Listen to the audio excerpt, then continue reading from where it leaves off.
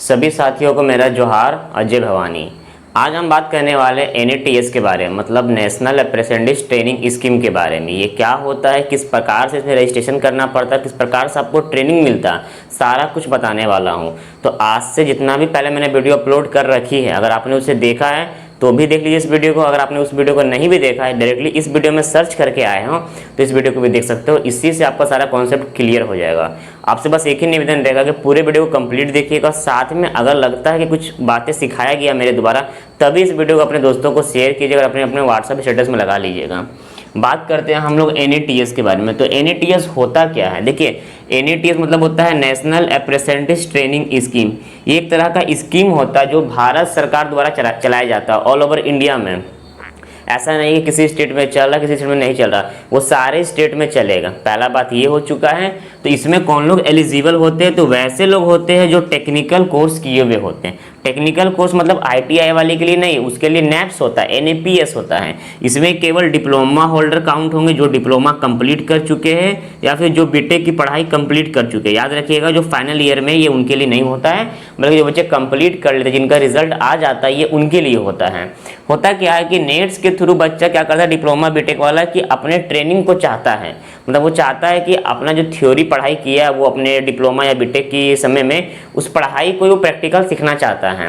आप 3 साल का कोर्स किए हो, आप 2 साल का कोर्स किए, आप 4 साल का कोर्स किए, उससे फर्क नहीं पड़ता। फर्क पड़ता है कि आपको नेट्स ट्रेनिंग दे रहा है कि नहीं। तो ट्रेनिंग जब भी मिलेगा, ये मिलेगा 1 साल के लिए, मतलब 1 ईयर के लिए मिलेगा।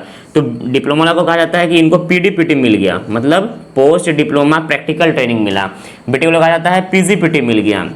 देखिए, ये जो नेट्स होता है, ये इसका एक नियम है कि ये सभी कंपनी जितने भी भारत में काम करती, चाहे वो सरकारी हो, PSU हो या प्राइवेट हो, वो तीनों सेक्टर को कहा गया है नेट्स के द्वारा, साथ में जो कानून बना उसके द्वारा, कि आप लोग अपना टोटल मेन पावर का 10% सीट निकालिएगा और उसमें बच्चों को ट्रेनिंग दीजिएगा, ताकि जो बच्चा डिप्लोमा या फिर BTech की पढ़ाई कंप्लीट कर चुका, उनको मालूम हो कि वो अपने ब्रांच के साथ में उस कंपनी में क्या काम कर सकता है, उनको एक प्रैक्टिकल एक्सपीरियंस मिलेगा जिससे वो अपने इन फ्यूचर में काम ला सकते हैं। ये होता है नेट्स का प्रोसेस, मतलब नेशनल अप्रेंटिस ट्रेनिंग स्कीम। ऐसा स्कीम है, इस स्कीम के तहत में डिप्लोमा और BTech वाले को ट्रेनिंग मिलता है 1 साल का।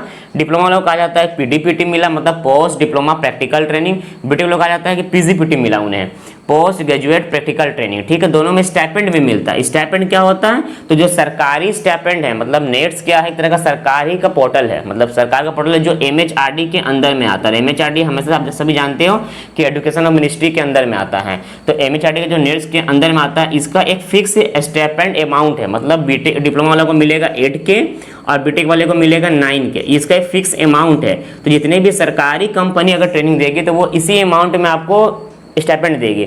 बट कुछ कंपनी ऐसी होती है जो प्राइवेट होती है या PSU होती है, उनका स्टाइपेंड अधिक होता है। अधिक मीन्स इतना तो आपको देना ही देना है, जो सरकार ने तय कर दिया है न्यूनतम इतना आपको देना होगा, इससे आप अधिक दे सकते हो।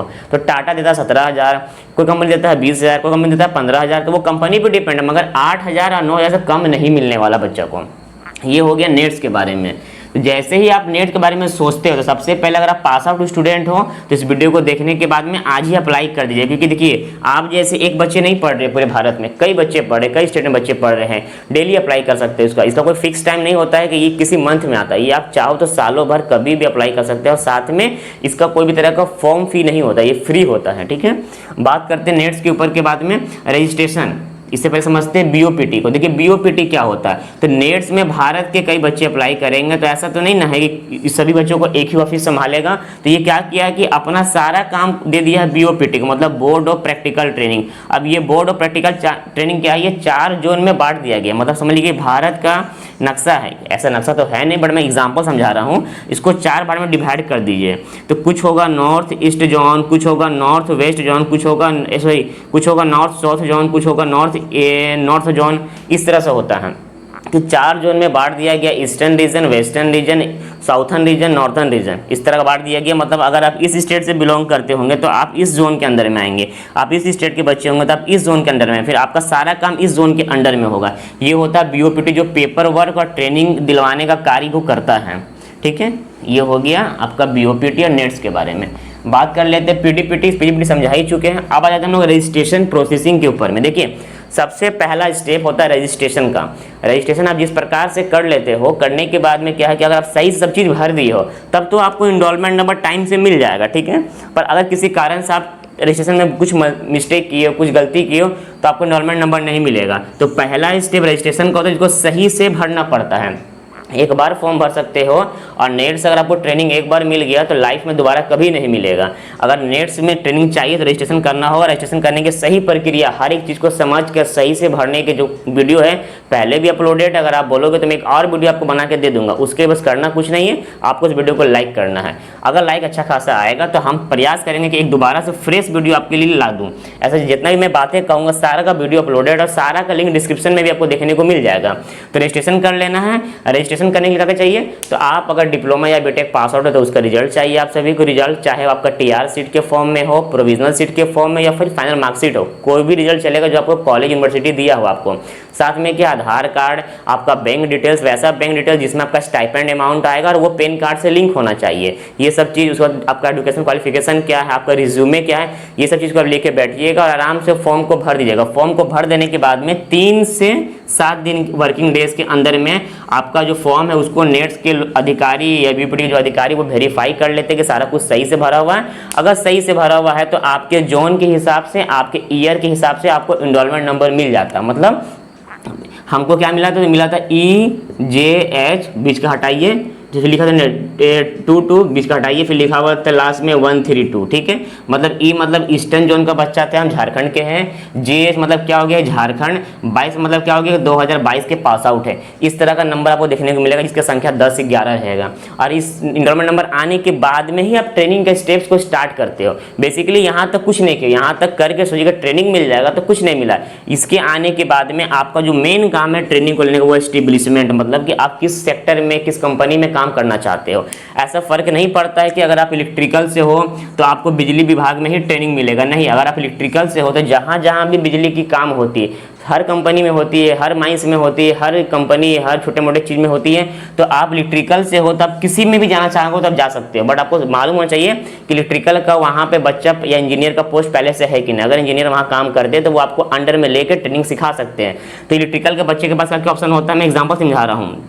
मान लीजिए DRDO में जा सकते हैं ये बच्चे चाहते हैं तो CIL में जा सकते हैं, कोल इंडिया लिमिटेड, चाहेंगे तो टाटा में जा सकते हैं, चाहेंगे तो कुछ और में जा सकते हैं। तो ये सब चीज़ को आपको जा सकते हैं, मतलब आप किसी भी ब्रांच से हो। हाँ, बात रही ब्रांच का, तो ऐसा नहीं है कि इलेक्ट्रिकल या फिर माइनिंग, जो भी ब्रांच से आपने टेक्निकल डिग्री की है वो सारे ब्रांच वाले बच्चे इसमें एलिजिबल होते हैं, सारे भर सकते हैं, सारे को एनरोलमेंट नंबर मिल जाएगा और BOPT का काम खत्म। उसके बाद बच्चा को जानना है कि भाई आपका जो ब्रांच है वो किस किस कंपनी में ट्रेनिंग देता है। इसके लिए रिसर्च करना पड़ता है, गूगल क्रोम खोलना पड़ता है, यूट्यूब खोलना पड़ता है। आपके सीनियर, आपके टीचर बताएंगे कि हाँ आपका सीनियर लोग कहाँ ट्रेनिंग कर रहा है, उसी कंपनी को भर दीजिएगा, ट्रेनिंग मिल जाएगा। साल भर का ट्रेनिंग होता है, कंप्लीट कर लीजिएगा।